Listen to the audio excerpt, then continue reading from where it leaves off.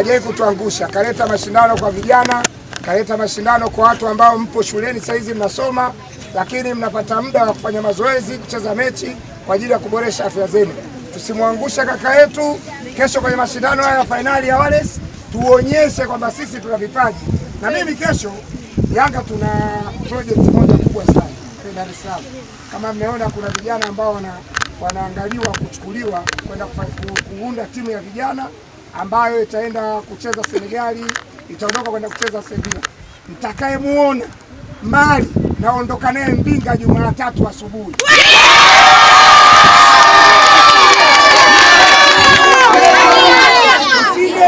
Mali mtakayo yote naondoka nayo, natuma picha zako haraka iwezekanavyo Dar es Salaam, tunajazwa na wanafanya ukaguzi wa vijana wenye kipaji. Atakayepatikana mwenye kipaji anaenda kwenye timu ya Yanga moja kwa moja anaenda Sevilla.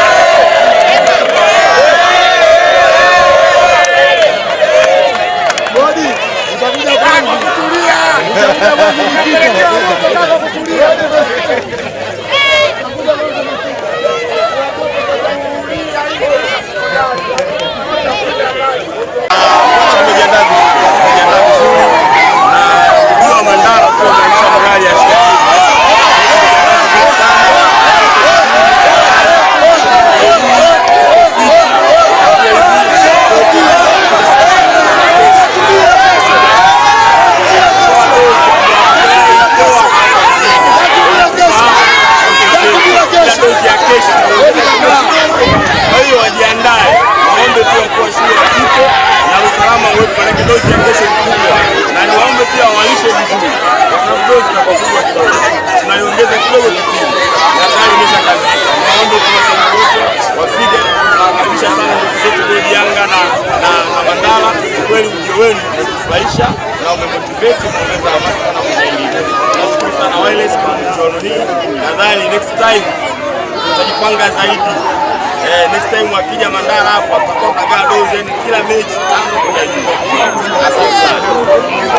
Asante. Kwa majina naitwa kwa shule mashindano ya Wales Cup sisi kwetu tumechukua kama advantage.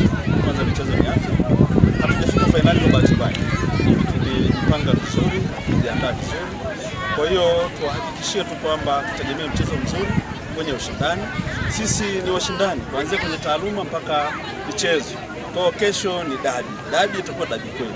Tunaamini tutakuwa na wakati mzuri wa kuweza kucheza mechi vizuri na kuweza kushindana kupata ushindi.